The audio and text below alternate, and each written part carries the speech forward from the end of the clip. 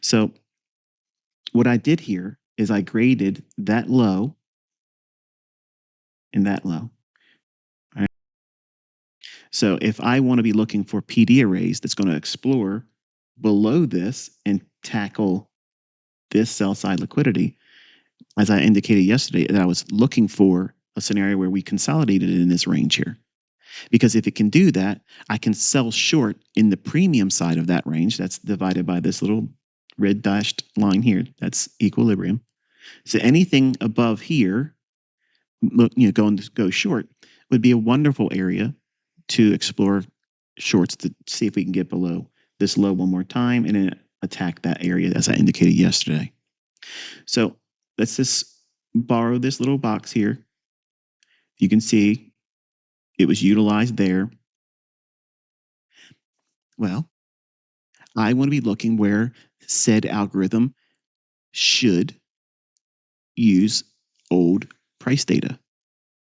Now, not just some squiggly little line pattern over here. It's going to have to be at a specific price and time agreeing. So we have the market running out of an algorithmic macro, which is 950 to 1010. It starts its run. So up to this point right there, that's 1010. What are we doing? We're running lower. We want to see it go lower. I indicated that yesterday. And we have a pool of liquidity right there. So it's more likely it's going to at least try to draw down to that. And if I can hold on to that below here, it's breaching the equilibrium between those two pools of liquidity at 30,055 and 3/4 and 29,886 even. So what I'm saying is essentially in simple terms is I'm expecting it now to start to go lower, but I need to look for something to get short on. So pray tell, what should I do? And here, lo and behold, we have it. This candlestick right here on the upper quadrant, it's a buy side balance, sell side inefficiency.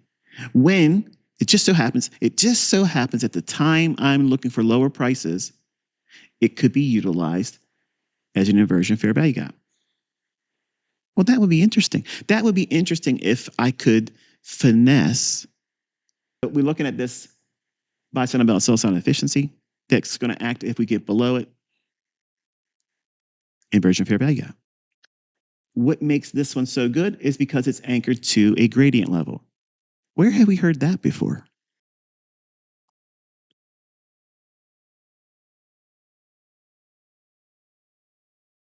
Well, that looks pretty, doesn't it? If you look at that right there, see that little caret pops up right in here? That's the execution right inside that inversion fair value gap. That is anchored to the buy side of the curve over here. And the candlestick has to be laying on a gradient level. That's what validates your smart money concept. Good old ICT, that guy. That's how you validate. That's how you selectively choose what PDA array you like to tap into. It has to be based on this because if there is an algorithm, it has to have a way of framing logic around what candlestick, what time interval, what price level is it going to refer to. There's a myriad of all kinds of excuses. Retail can say why price did this and that. But if there's an algorithm, it's going to be very specific. And that's why it never agrees with all the retail concepts, but it always agrees with good old ICT guy stuff. Ain't that funny? So there's the short entry. And I wanted to see speed and distance and velocity once we get through the halfway point or consequent encroachment between these two pools of liquidity, 30,055.75 and 29,886 even. That's that point right here. Look what we get. There's your signal. It's going for what I was aiming for yesterday. So just sit tight and let it cook. Well, just so happens it gets down there. Look at that.